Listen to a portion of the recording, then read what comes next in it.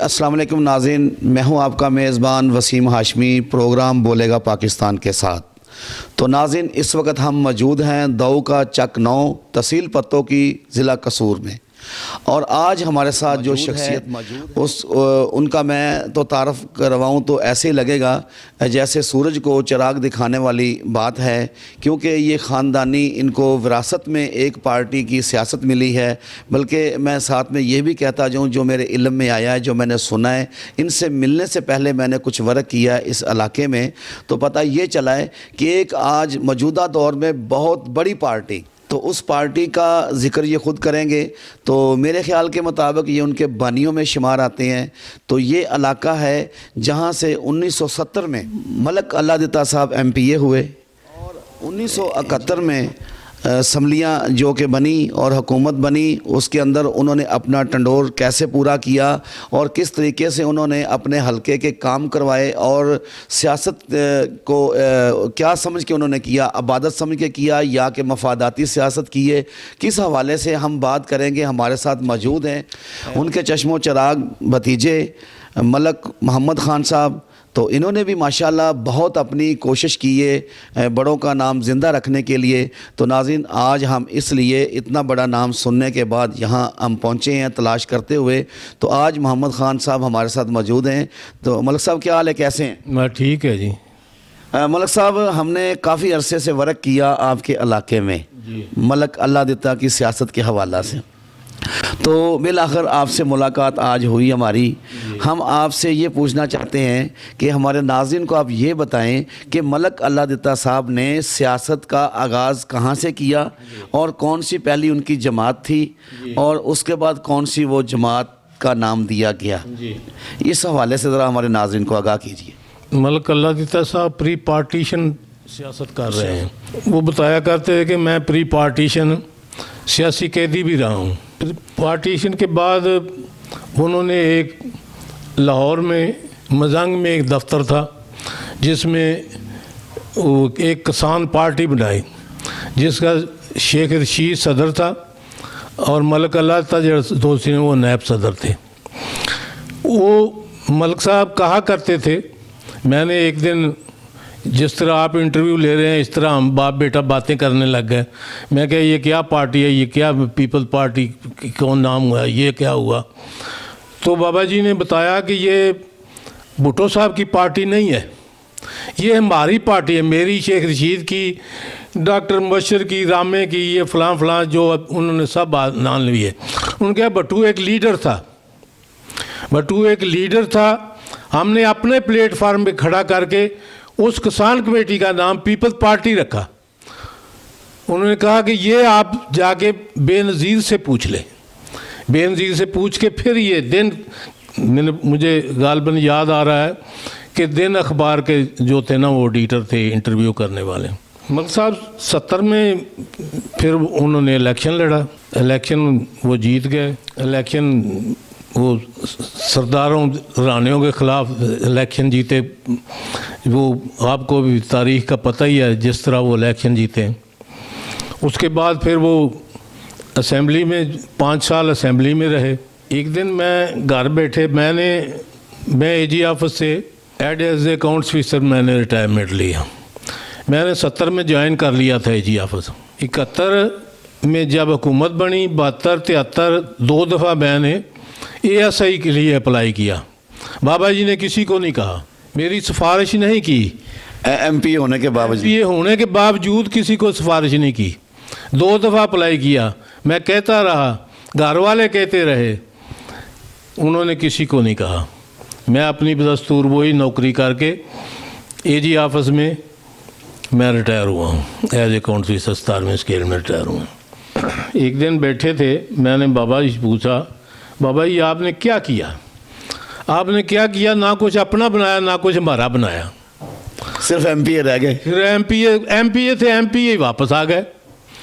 उन्होंने कहा भाई मैं तुम्हारा कोई ठेकेदार नहीं हूँ, तुम्हारा उसने रोज़ी देनी है, मैं कोई ठेकेदार नहीं हूँ तुम्हारा जी। मैंने कहा बाबा ये तो कोई ना बात हुई ना।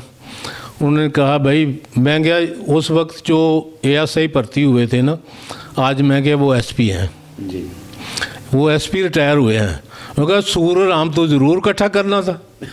Very good. یہ ان کے الفاظ تھے کہ آپ نے سور اور آم ضرور اکٹھا کرنا تھا. جی جی. اب کو کسی چیز کی کمی ہے؟ مالک نے سب کچھ تجھے دیا.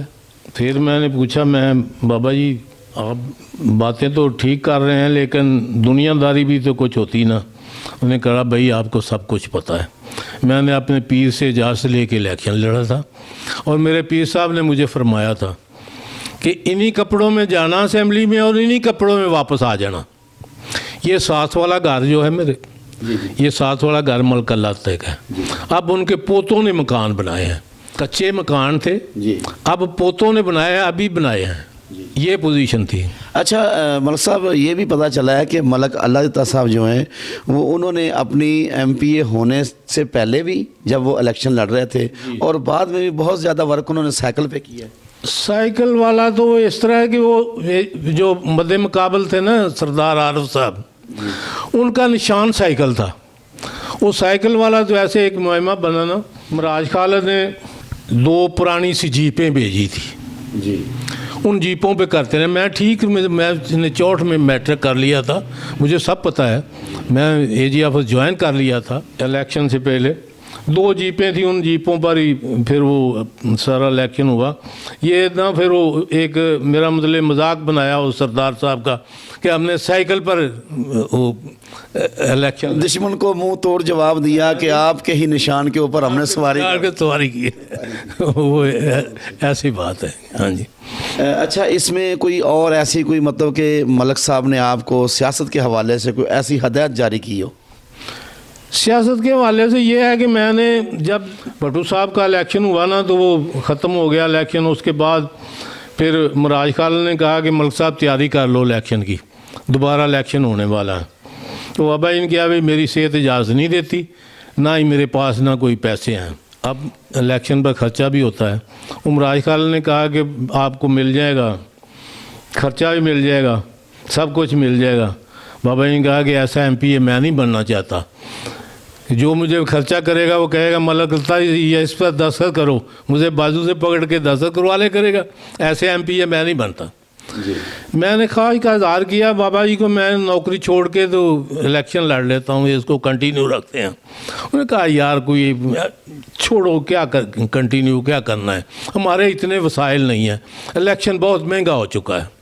اس کے بعد بے نظیر وزیر اعظم، جب بے نظیر وزیر اعظم بنی نا تو بے نظیر نے پیغام بھجوایا. ایک تھانے میں میسج آیا، وہ بابا جی کو انہوں نے کنوے کیا. بے نظیر نے کہا مجھے مل گیا، دعوت دی. میں نے کہا ادھر ہی سوتے تھے، ادھر چارپائی ہوتی تھی ان کی.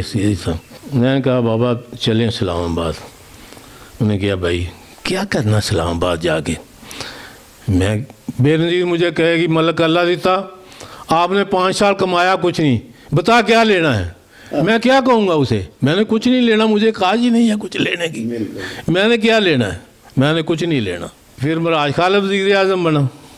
مراج خالد وزیر اعظم بنا تو اس نے کہا ملک اللہ تک بلاؤ بھائی. وہ میسج آ گیا، چلے گیا میسج والا دے کے میسج چلا گیا. میں نے کہا چلو یار مراج خالد کو بابا ہی مل آتے ہیں. انہوں نے کہا پتہ ہی مراج، ہم بیٹھ کے نا فلیٹی ہوٹل میں بیٹھ کے چائے پیا کرتے تھے جب ایم پی اے تھے ہم. تو مراج خالد کہا کرتا تھا دیکھی ملک میں ایک دن وزیر اعظم بنوں گا. اس نے مجھے کہنا ہے دیکھ میں ملک اللہ تعالیٰ وزیر اعظم بنا ہوں کہ نہیں. کیا کر رہا ہے یار جا کے. بس اس طرح کی بے نیازی تھی اس کی. تو اچھا ملک صاحب اب آپ کو پتہ ہے کہ بلاول صاحب نے بھی مکمل اپنی ٹیم ایکٹیو کر دی ہے. پارٹی کو بہت زیادہ فعال کیا جا رہا ہے. اس حوالے سے یعنی کہ جوڑ توڑ بھی لگائے جا رہے ہیں کہاں کس کو ایڈجسٹ کرنا ہے. تو اگر موجودہ 2024 کے الیکشن کے حوالے سے آپ کا کوئی لاہے عمل؟ لاہے عمل یہ ہے، پچھلے الیکشن میں بھی ہمیں ٹکٹ دیا تھا، بیٹے میرے نے اس سے بڑے ملک مقصود نے الیکشن لڑا تھا. تو اب بھی اگر پارٹی ٹکٹ دے گی تو ہم انشاءاللہ الیکشن لڑیں گے. آپ بھرپور تیار ہیں؟ ہاں بالکل تیار ہیں انشاءاللہ. جی ملک صاحب اس موقع پر آپ نا ایک سوشل میسیج دیں گے اوور ہال پوری دنیا کو، کوئی اصلاحی میسیج آپ ایک کنوے کر دیں. اصلاحی میسیج یہی ہے کہ جس طرح کا ملک اللہ دیتا تھا اس طرح کے سارے سیاستدان ہو جانے چاہیے. ملک کے لیے کام کریں، قوم کے لیے کام کریں. गरीब आवाम के लिए काम करें, अपने पेट ना भरें। जी बहुत शुक्रिया। जी नाजरीन, आपने सुना कि मलक मोहम्मद ख़ान साहब जो कि सीनियर सियासतदान भी हैं, वेल एजुकेटेड भी हैं, और इस हवाले से उन्होंने जो बात की, इससे ये हमें महसूस होता है कि मलक अल्लाह देता जो एक तारीख़ का नाम है, वो जिस तरह का उन्होंने काम किया आज का मौजूदा दौर में, तो एक आपके इल्म में है काउंसलर भी हो तो वो भी उसकी एक टंडोर के बाद जो ना वो चेंज हो जाता है, उसमें बहुत सारी तब्दीली आती है। और हम इस वक्त मौजूद हैं जहां मलक अल्लाह देता साहब की रहाइश है, जहां के वो रहने वाले हैं। तो हमने देखा इस इलाके में उन्होंने जो उनका बाव अजाद से मतलब कि उनकी विरासत में उनको जो मिला है, उसके अलावा हमने नहीं कुछ देखा कि सियासत के हवाले से उन्होंने कुछ अपना बनाया हो।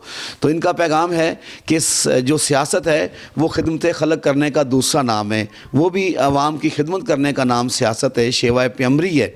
तो क्यों ना हो कि सभी लीडरान हमारे मलक अल्लाह देता जैसे अगर हो जाते हैं तो वो वक्त दूर नहीं कि हमारा जो पाकिस्तान पाक वतन है ये एक खुशहाली के रास्ते पे गामज़ान होगा।